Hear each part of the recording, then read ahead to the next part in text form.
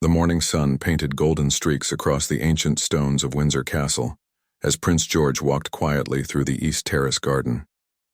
At 11 years old, he had already learned the weight of his future crown, though it remained invisible to most who saw him. Today felt different somehow, as if the very air around the palace held its breath in anticipation of something extraordinary. George paused beside the rose garden where his great-grandmother, Queen Elizabeth, once spent her peaceful afternoons. The memory of her gentle smile still warmed his heart, especially during moments when the pressures of royal life felt overwhelming. She had taught him that true nobility came not from titles or ceremonies, but from the quiet grace one showed when no one was watching. The young prince noticed Sergeant William Harrison approaching from the south wing. The decorated guard had served the royal family for over 20 years, his weathered face telling stories of countless hours protecting those within the palace walls. George had always admired the man's unwavering dedication, though they had exchanged only formal greetings in the past. Harrison carried himself with the rigid posture expected of someone in his position, but George could see something troubled in his eyes. The guard's usual confident stride seemed slightly hesitant today, and his hands trembled almost imperceptibly as he adjusted his ceremonial sword. Something was clearly weighing heavily on the man's mind.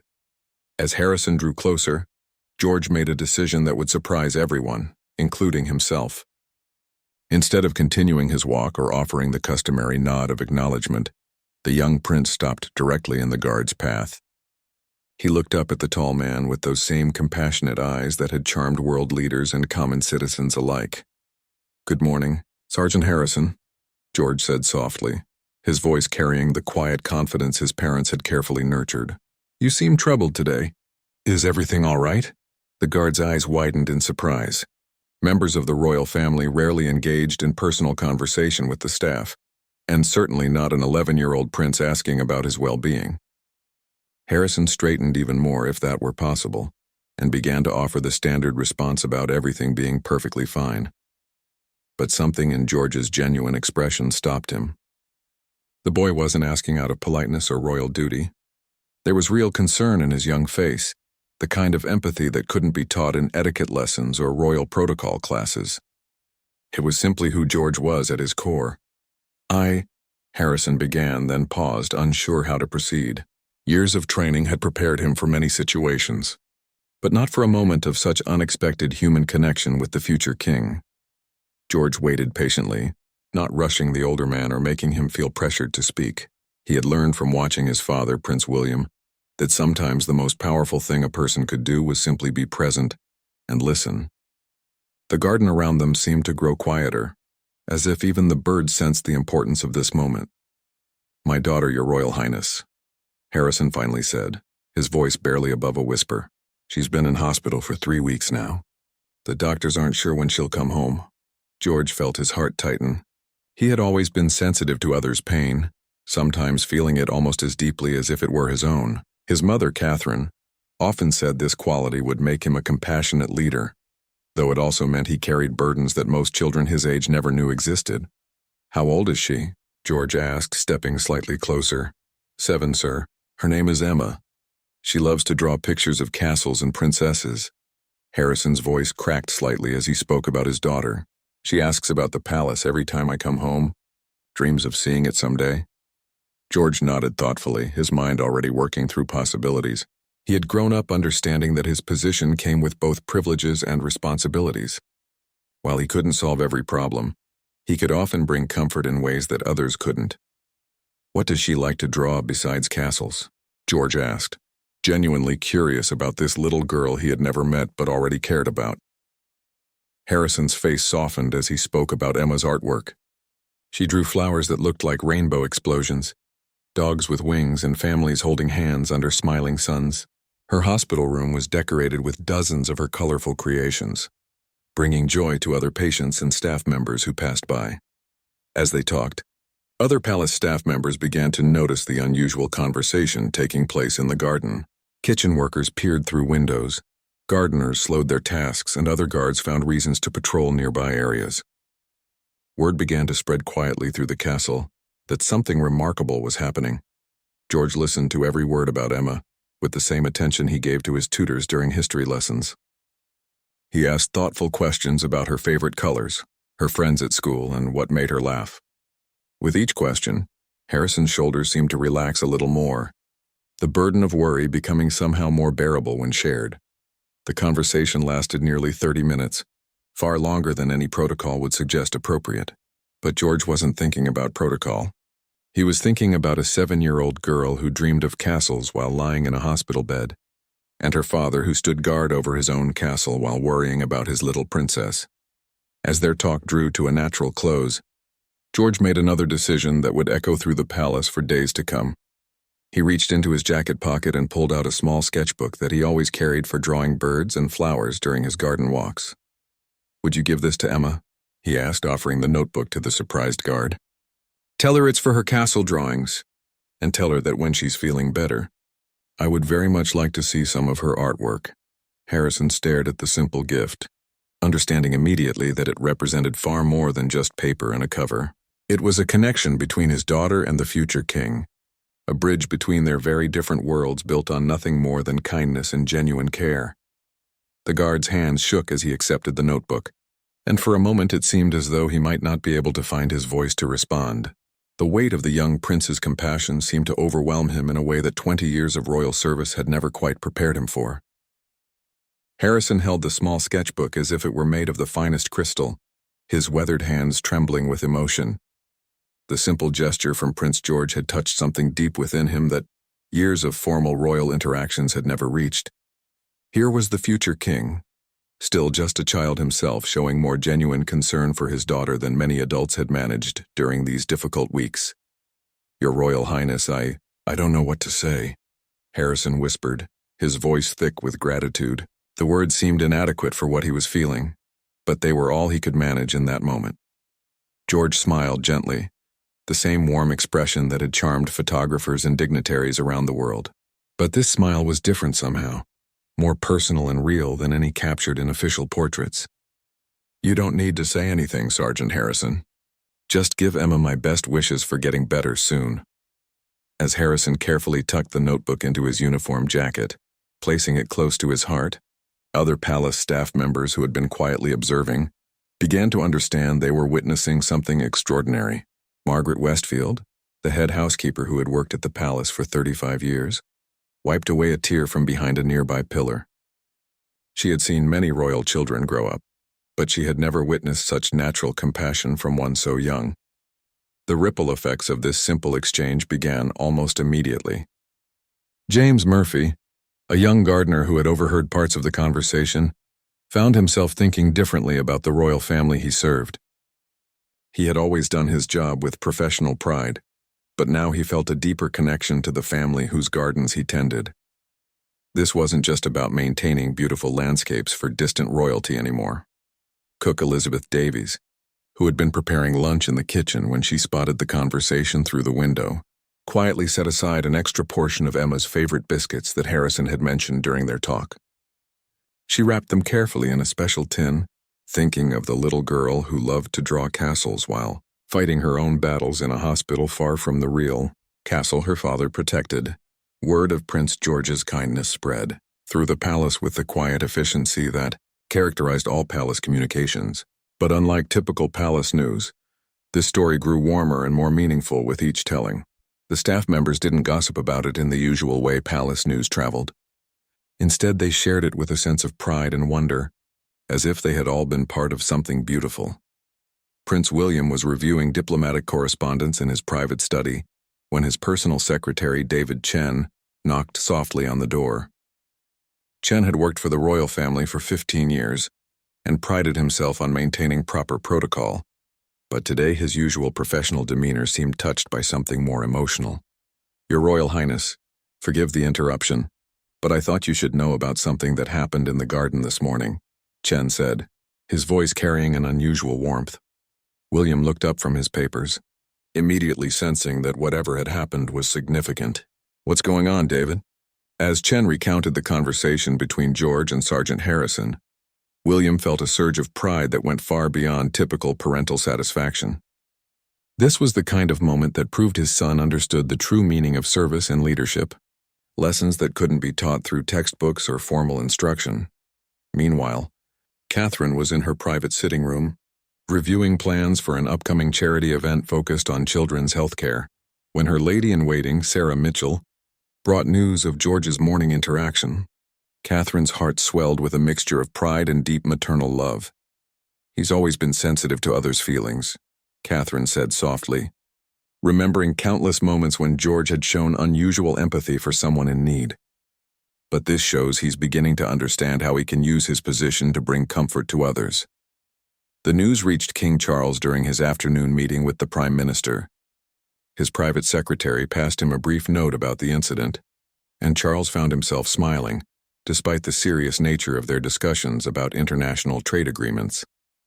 His grandson was already showing the qualities that would serve him well as a future monarch.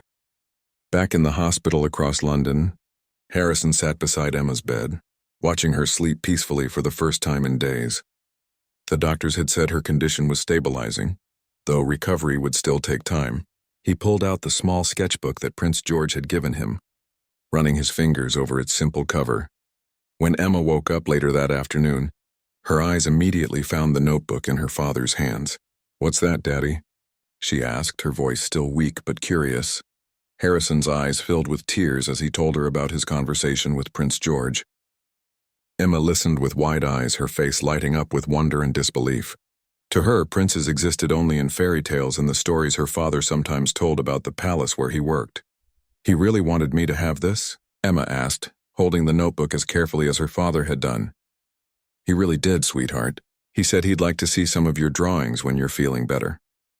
Emma opened the notebook to the first blank page, her young mind already imagining all the pictures she would create. For the first time since she had been admitted to the hospital, she asked for her colored pencils. The nurses, who had been worried about her lack of interest in activities she usually loved, exchanged hopeful glances.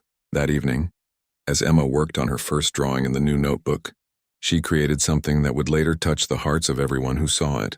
She drew Windsor Castle just as her father had described it, with tall towers and beautiful gardens. But in her version, there was a small figure standing in the garden with kind eyes and a gentle smile. Next to the figure, she wrote in her careful 7-year-old handwriting, "Thank you, Prince George." The drawing took her nearly 2 hours to complete, longer than any artwork she had attempted since becoming ill, but she worked with a determination and joy that reminded everyone why her father called her his little fighter. The bright colors she chose seemed to bring life back into her pale cheeks, and her smile returned for the first time in weeks. Dr. Sarah Coleman, Emma's attending physician, noticed the remarkable change in her young patient immediately. "I don't know what happened today," she told Harrison during evening rounds, "but Emma seems like a completely different child. Her spirits are lifted, and that's going to help tremendously with her physical recovery." Harrison knew exactly what had happened. His daughter had been touched by grace, the kind of genuine human kindness that could heal hearts even when medicine couldn't cure everything else. Prince George's simple gesture had given Emma something that no prescription could provide: hope, wonder, and the knowledge that she was cared about by someone extraordinary. 3 days passed since the garden conversation, and the atmosphere throughout Windsor Castle had subtly shifted. Staff members found themselves working with renewed purpose, inspired by their young prince's demonstration of genuine care. The kitchen staff prepared meals with extra attention, the gardeners tended their flowers with deeper pride, and the security team carried themselves with a heightened sense of honor for the family they protected. Prince George continued his daily routines, attending lessons with his private tutors and spending time with his siblings, Princess Charlotte and Prince Louis. But his thoughts often drifted to Emma Harrison, wondering how she was feeling, and whether she had started using the sketchbook he had given her. He had asked his father if they could check on the little girl's progress, showing a maturity that impressed both his parents.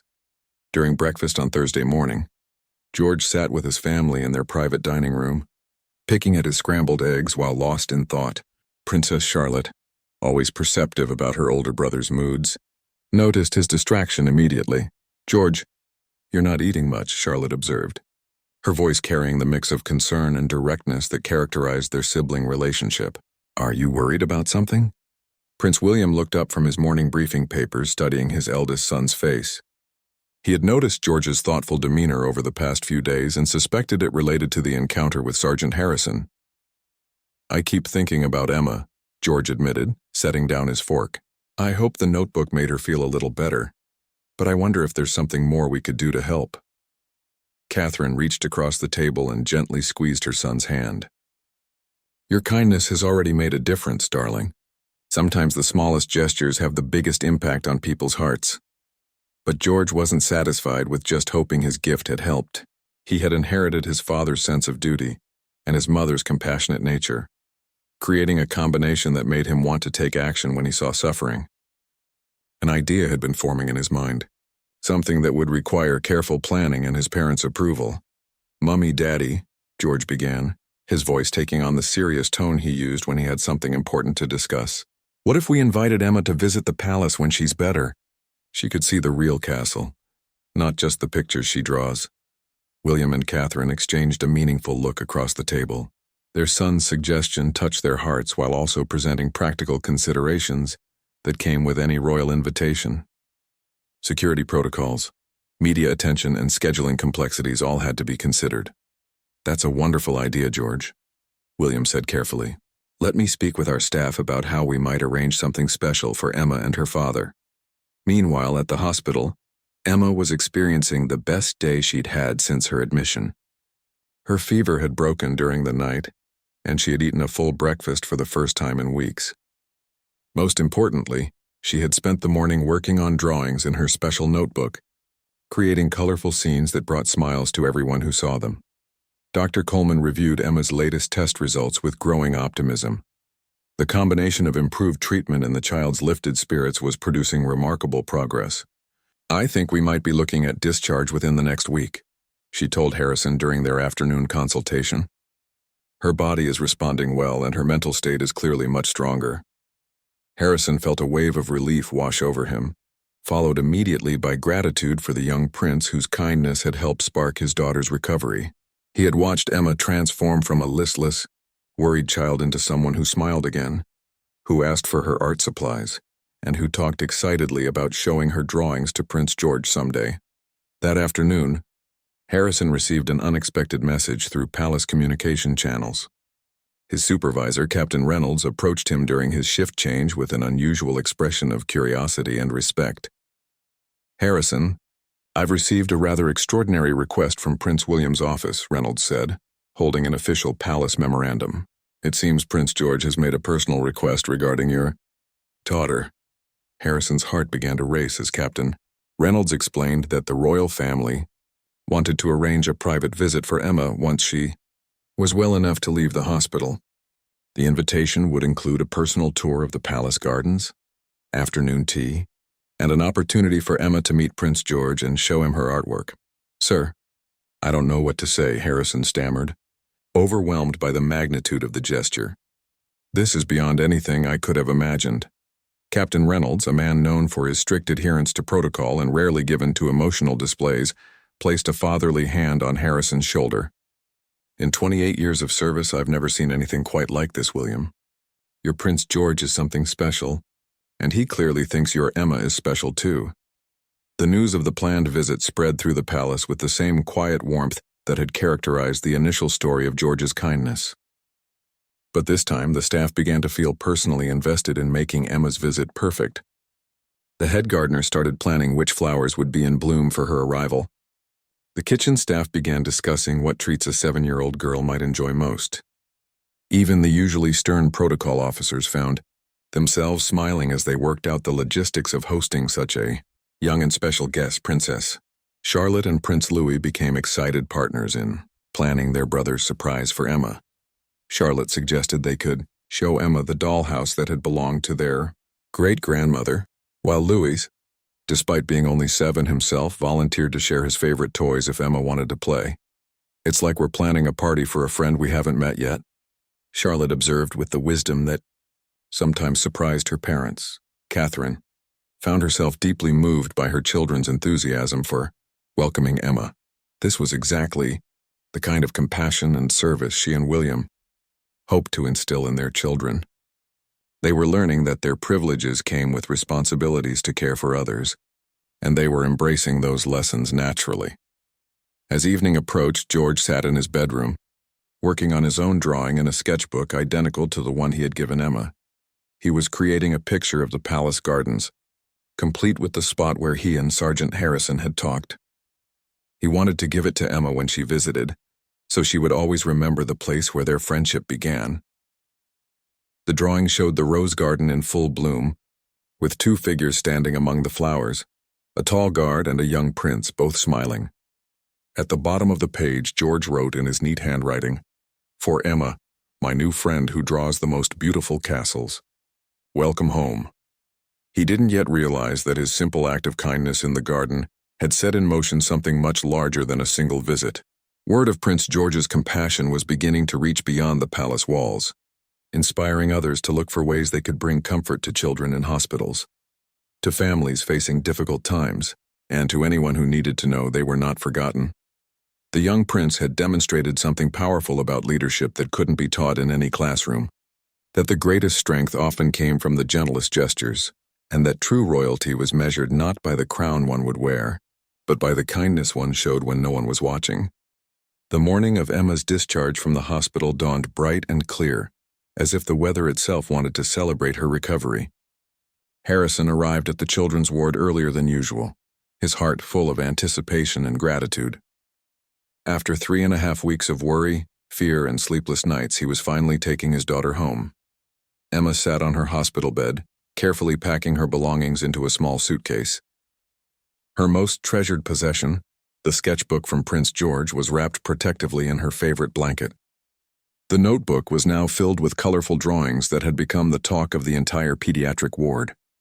Nurses, doctors, and other patients' families had all marveled at the beautiful pictures that seemed to radiate joy and hope.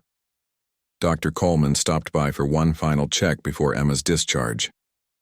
"I have to tell you, Emma, your recovery has been remarkable," she said, smiling at the little girl who had transformed from a worried, pale child into someone who glowed with health and happiness. "I think having something special to look forward to made all the difference in your healing." Emma nodded enthusiastically, clutching the invitation that had arrived 2 days earlier. The official palace stationery felt important in her small hands, and she had read the words so many times she had memorized them. "Prince George cordially invites Miss Emma Harrison for afternoon tea and a tour of the palace gardens." The invitation was signed in the prince's own handwriting, making it even more precious to her. As they prepared to leave the hospital, Emma insisted on saying goodbye to every nurse and doctor who had cared for her. She gave each one a drawing from her regular sketchbook, keeping the special notebook from Prince George for their upcoming visit to the palace. Her pictures brought tears to many eyes, rainbows over hospital buildings, smiling doctors with angel wings, and families holding hands under sunny skies. The drive home to their small flat near Windsor was filled with Emma's excited chatter about the palace visit scheduled for the following afternoon. Harrison listened to his daughter's questions and observations, marveling at how much she had grown during her hospital stay.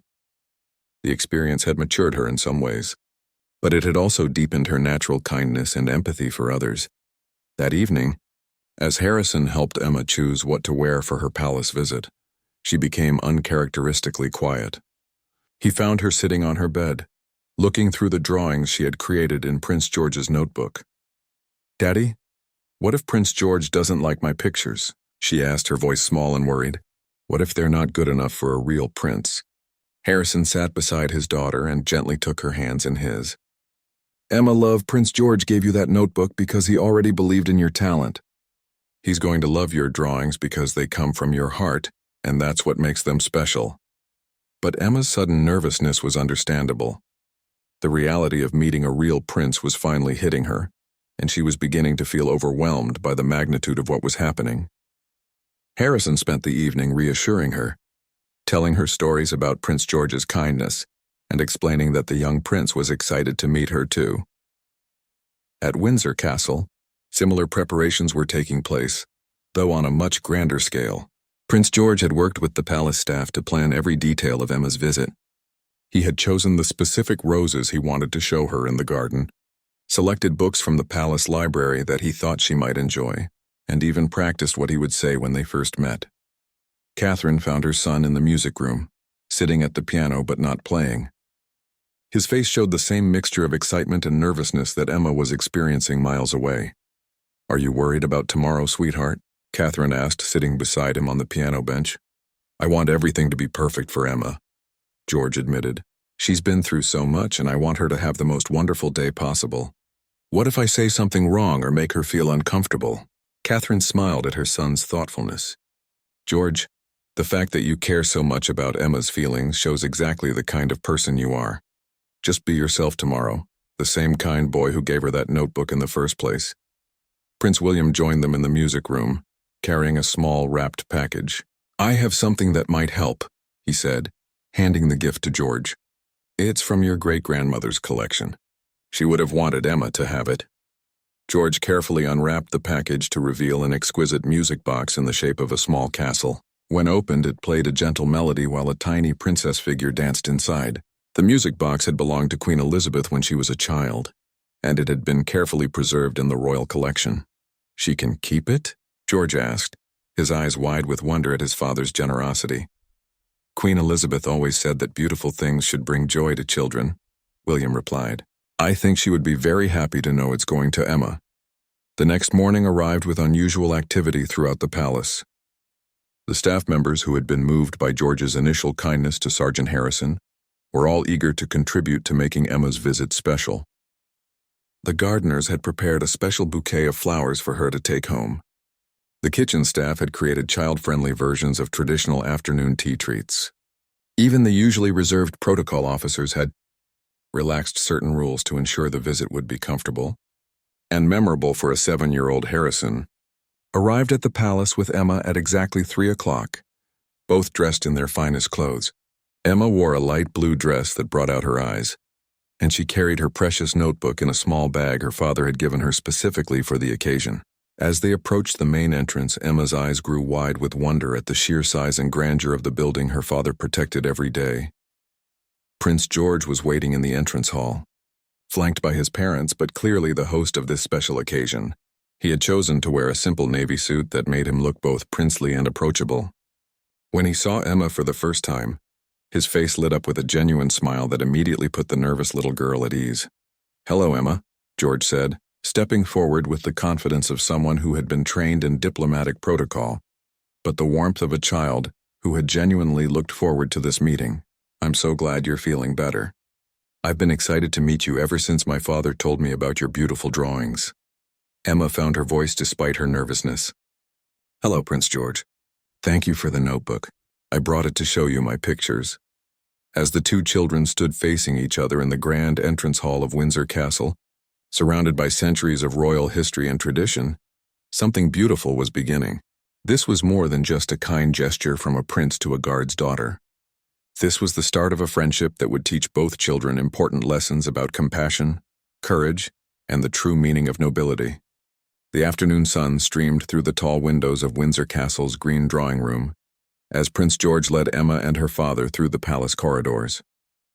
Emma walked between the two most important men in her life, her small hand occasionally reaching out to touch the ornate walls, as if to confirm that this magical experience was really happening.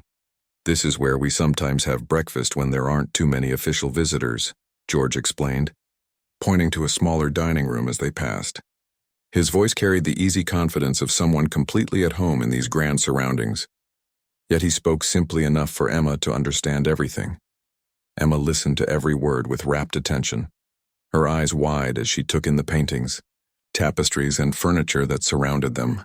"It's even more beautiful than I imagined when I drew my pictures," she whispered, almost afraid to speak too loudly in such magnificent surroundings.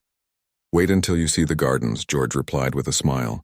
"That's where I'd like to have our tea, if that's all right with you. There's a special spot I want to show you." As they made their way toward the garden entrance, Princess Charlotte and Prince Louis appeared.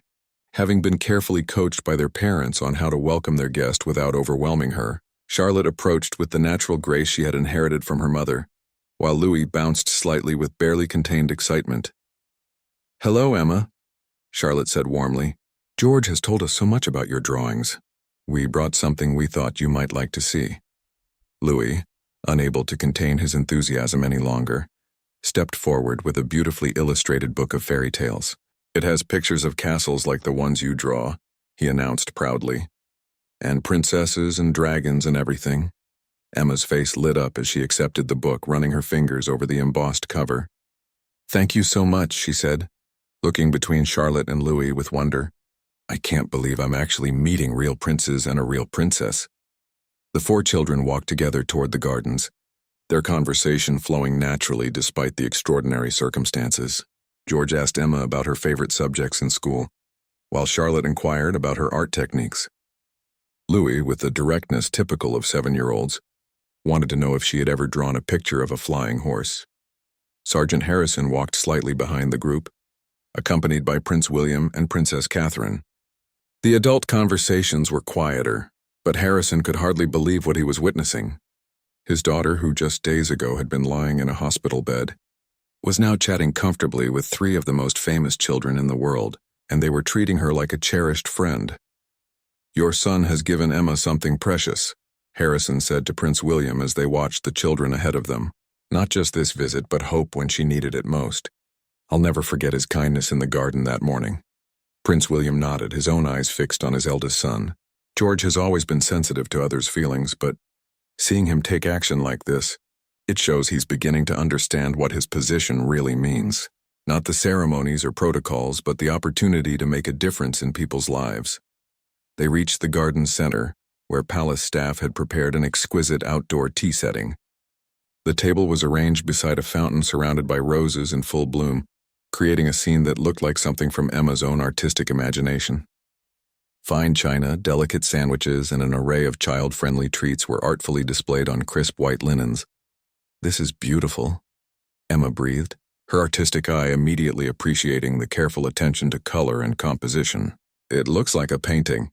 George beamed with pride at her reaction. He had worked with the staff to ensure every detail would appeal to someone who saw the world through an artist's eyes. The flowers had been chosen for their vibrant colors, the tablecloth selected for its pristine whiteness that would contrast beautifully with the garden setting. As they settled around the table for tea, Emma carefully removed her special notebook from her bag. Her hands trembled slightly with excitement as she opened it to show Prince George the drawing she had created during her hospital stay. The first picture showed Windsor Castle exactly as she had imagined it before her visit, complete with tall towers and flowing flags. But subsequent drawings revealed the evolution of her dreams and hopes during her recovery. There was a picture of her and her father standing together in front of the castle, both smiling broadly. Another showed children playing in a beautiful garden, while adults watched protectively from nearby. "Emma, these are incredible," George said, studying each drawing with genuine admiration. "Look at how you made the light shine on the castle walls. And this one of the garden is so detailed I can almost smell the flowers." Charlotte and Louis leaned in to see the artwork, adding their own praise and observations. Emma's nervousness completely melted away as she found herself surrounded by children who genuinely appreciated her talent and creativity. She began explaining her artistic choices, describing why she had chosen certain colors and how she had imagined different parts of the palace. "I drew this one on the day I was feeling really scared," Emma said, pointing to a picture that showed a small figure standing beside a much larger, protective presence. "The big person is my daddy and the little person is me. But see how there's light coming from above? That's the hope I felt after Daddy told me about meeting Prince George." The adults around the table exchanged meaningful glances, deeply moved by the child's profound understanding of what had sustained her during her most difficult days. Emma's artwork revealed not just artistic talent, but emotional intelligence and resilience that impressed everyone present. Prince George reached into his jacket pocket and pulled out his own drawing, the one he had created showing the palace gardens with 2 figures, a guard and a prince, standing among the roses. "I made this for you too," he said, offering the picture to Emma. "It shows the spot where your father and I first talked about you." Emma accepted the drawing with reverence, studying every detail of George's careful work. "You drew this for me?" she asked, her voice filled with wonder. "I wanted you to have something to remember today by," George replied, "and I wanted you to know that our friendship started even before we met. In that garden where your father works every day to keep my family safe." As the afternoon progressed, The conversation flowed naturally between art, school favorite books, and shared dreams. Emma told them about her plans to become an artist when she grew up, while George shared his own interests in history and his hopes to travel and meet people from different countries. At the highlight of the afternoon came when Prince William presented Emma with Queen Elizabeth's music box. As the tiny princess figure danced to the gentle melody, Emma's eyes filled with tears of joy and disbelief. "This belonged to the Queen?" she asked in a whisper. "It did," William confirmed, "and she would have wanted you to have it. She always believed that beautiful things should bring happiness to children." As the sun began to lower in the afternoon sky, casting golden light across the garden, Emma realized that this experience had given her something far more valuable than a palace tour or royal gifts. She had gained confidence in herself, proof that her dreams mattered, and the knowledge that kindness could come from the most unexpected places. The little girl who had entered the palace nervous and overwhelmed was leaving with her head held high, carrying treasures that would inspire her art and warm her heart for years to come. As Emma's magical afternoon at Windsor Castle drew to a close, the golden hour light painted everything in warm, honey-colored tones that seemed to make the entire experience even more dreamlike. The young guests reluctantly began to gather their belongings, though none of them wanted this extraordinary day to end. Prince George walked with Emma toward the garden's exit, both children moving more slowly than necessary, as if they could extend their time together by taking smaller steps. Behind them, Charlotte and Louis chattered excitedly about all the drawings Emma had shown them, already making plans for when she might visit again. "Emma," George said as they paused beside the same rose garden where he had first spoken to her father, "I want you to know that today has been special for me too. I've met many people because of my position, but I've never met anyone quite like you." Emma looked up at the prince who had become her friend, her heart full of gratitude and wonder. "Before I got sick, I used to draw castles and pretend about meeting princes and princesses. But I never imagined they would be so kind and normal and just like real friends." George smiled at her honesty. "That's exactly what we are now, Emma. Real friends. And real friends stay in touch even when they can't see each other every day." As they rejoined the adults, Princess Catherine approached Emma with a beautifully wrapped package. "This is from all of us," she said gently. "We wanted you to have some special art supplies for your future drawings." Emma unwrapped the gift to reveal a professional artist's set, complete with colored pencils, watercolors, fine brushes, and high-quality paper. The case itself was engraved with her name and the date of her visit, making it a personalized treasure she would cherish forever. "Now you can create even more beautiful pictures," Charlotte added, "and maybe you can send us some of your new drawings to show us what you've been working on." The idea of maintaining contact with the royal children filled Emma with excitement. She had feared that this magical day would be a once-in-a-lifetime experience with no connection to her regular life afterward. But the promise of ongoing friendship made everything feel more real and sustainable. Sergeant Harrison watched his daughter's interactions with a heart so full, it felt as though it might burst. 3 weeks ago, he had been a worried father standing vigil beside a hospital bed praying for his child's recovery. Now he was witnessing her laugh and chat with the future king as if they were old friends meeting in a neighborhood park. Prince William approached Harrison as the children continued their farewells. "William, I hope you know how much this has meant to our family as well. George has learned something important about leadership today, and it came from watching your strength during Emma's illness." Harrison felt overwhelmed by the prince's words. "Your Royal Highness, I'm just a guard doing his job. What your son did for Emma, the kindness he showed, that's true nobility." "Leadership isn't about titles or ceremonies," William replied thoughtfully. "It's about recognizing when someone needs compassion and having the courage to act on that recognition. George learned that lesson from watching you continue to serve faithfully while carrying such worry for your daughter." As the Harrison family prepared to leave, Emma made one final request that surprised everyone. "Prince George, could I draw a picture right here in the garden before we go? I want to capture how everything looks right now, so I never forget this exact moment." George immediately agreed, and palace staff quickly provided a small table and chair. Emma sat down with her new art supplies and began to sketch, her hand moving with confident strokes across the paper. The adults watched in fascination as she captured not just the visual elements of the garden, but somehow managed to convey the emotion and warmth of the afternoon, Her drawing showed the tea table still set with fine china, the fountain sparkling in the background, and 5 figures standing together among the roses. But the most remarkable aspect of the picture was how she had drawn the light. It seemed to radiate from the center of the group, symbolizing the warmth and friendship that had filled their afternoon. "It's like you've painted sunshine," Louis observed, peering over Emma's shoulder as she added the final touches to her work. Emma looked up at her new friends with a shy smile.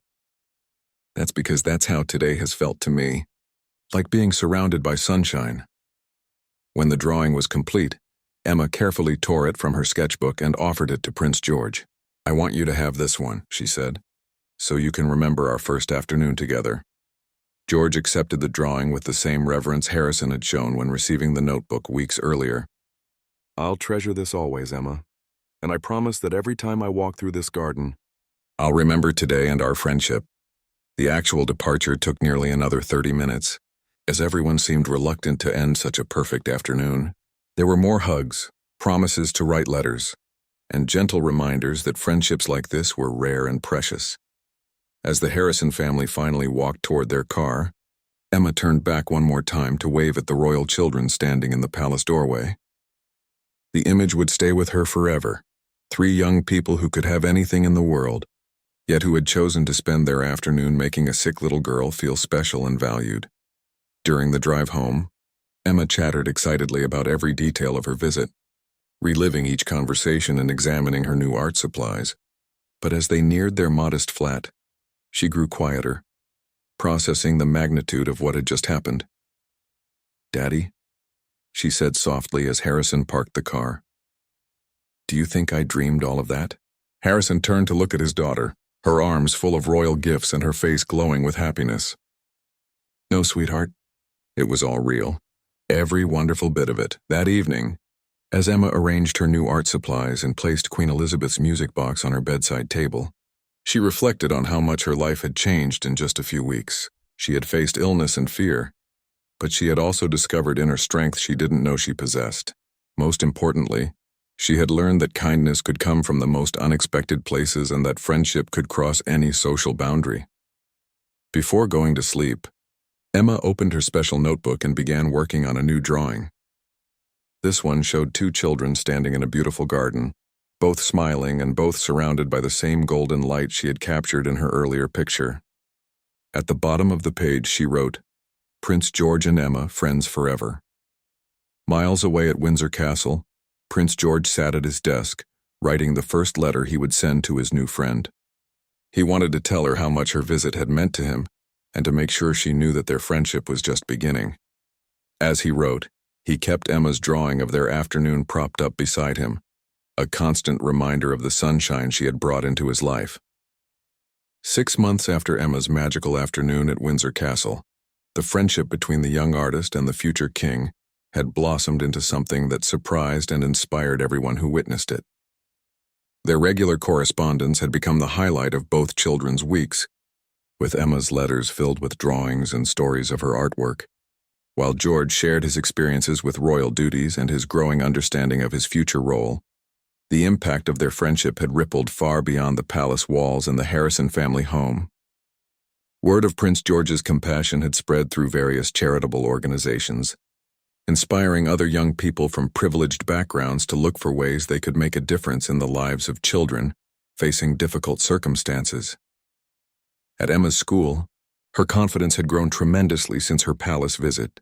She had started an art club for younger students, teaching them the same techniques that had helped her express her feelings during her hospital stay.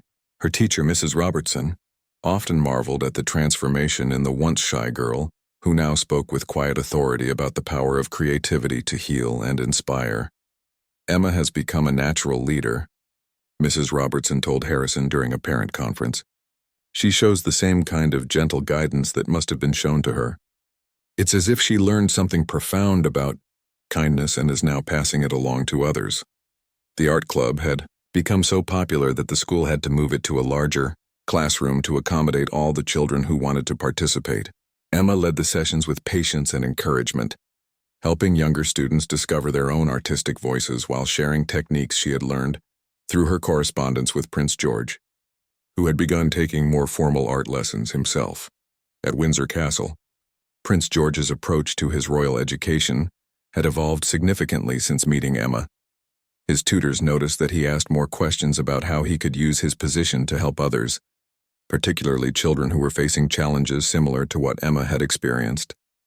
He had requested additional lessons in child psychology and had begun volunteering ideas for charitable initiatives focused on young people in hospitals. George seems to have found his calling, Catherine observed to William as they watched their son work on a letter to Emma. He's always been compassionate, but now he has a clear understanding of how that compassion can be put into action. Prince William nodded, remembering his own journey toward understanding the responsibilities that came with his position. Meeting Emma taught him something that years of formal education couldn't provide. He learned that leadership is about connection, not just duty. The correspondence between George and Emma had become a source of joy and learning for both children. Emma's letters were filled with colorful drawings and stories about her art projects, her recovery milestones, and her dreams for the future. George shared his experiences with royal engagements, his studies, and his growing interest in charitable work, particularly organizations that supported children's health and well-being. Their friendship had also sparked a remarkable change in palace culture. Staff members at all levels had begun to approach their work with renewed purpose, inspired by Prince George's demonstration that genuine care for others was the foundation of true service. The story of his kindness to Sergeant Harrison and Emma had become part of palace lore, told to new staff members as an example of the values the royal family represented. Sergeant Harrison continued his duties with pride that went far beyond professional satisfaction. He had been promoted to senior guard, partly in recognition of his exemplary service during his daughter's illness, but more importantly because his colleagues and superiors had witnessed the dignity and strength he had shown during the most challenging period of his life.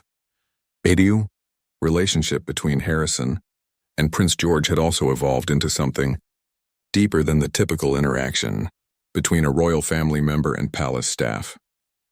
During their brief encounters in the palace corridors or gardens, they shared updates about Emma's progress and George's latest charitable interests with the warmth of genuine friendship. "Your daughter continues to inspire my son," Prince William had told Harrison during a recent conversation. Her courage during her illness and her artistic talent have shown George that extraordinary qualities can be found in anyone, regardless of their circumstances. One particularly meaningful development had been Prince George's decision to start a pen pal program connecting children in hospitals with young people from various backgrounds who could offer friendship and support during difficult times. The initiative, which he had proposed to his parents and developed with help from palace staff, was scheduled to launch the following year with Emma as one of the program coordinators. "I want other children to have what Emma and I have found," George had explained to his parents when presenting his proposal. "Sometimes knowing that someone cares about you can make all the difference in how quickly you heal." The program would be George's first independent charitable initiative, and it represented a perfect fusion of his personal experience with Emma and his growing understanding of how he could use his position to create positive change in the world. As summer approached, plans were being made for Emma's second visit to Windsor Castle, this time accompanied by several of her new friends from the art club. Prince George had suggested that sharing the palace experience with other young artists would multiply the joy and inspiration that could come from their friendship. "Emma changed my understanding of what it means to serve others," George had written in his most recent letter to her. "Now I hope we can help change other children's lives the same way you changed mine." On a warm afternoon in late spring, Prince George stood in the same garden where he had first spoken to Sergeant Harrison about his daughter's illness. The roses were in full bloom again, just as they had been on that meaningful morning months earlier. He was holding Emma's latest drawing, which showed children from around the world holding hands in a circle, all smiling under a bright sun. At the bottom of the drawing, Emma had written, "Friendship makes everything possible." As Prince George looked at the artwork, he realized that his friendship with Emma had taught him the most important lesson of his young life. True leadership wasn't about commanding respect or following protocol. It was about recognizing the humanity in everyone he met and responding to that recognition with genuine compassion and action. The young prince who had begun this journey, with a simple act of kindness toward a worried father, had discovered that the smallest gestures could create ripples of positive change that extended far beyond anything he might have imagined. In helping one little girl during her time of need, he had found his own path toward becoming the kind of leader his future subjects would need. The palace guards who witnessed Prince George's daily walks through the garden often remarked on the quiet confidence he carried now, a sense of purpose that seemed to radiate from within. He had learned that the greatest power of his position came not from the authority it would eventually grant him, but from the opportunities it provided to touch other people's lives with kindness, understanding, and hope. As the afternoon sun painted golden light across the same roses that had witnessed the beginning of this extraordinary friendship, Prince George smiled, knowing that Emma's courage and artistic vision had taught him everything he needed to know about the true meaning of noble service.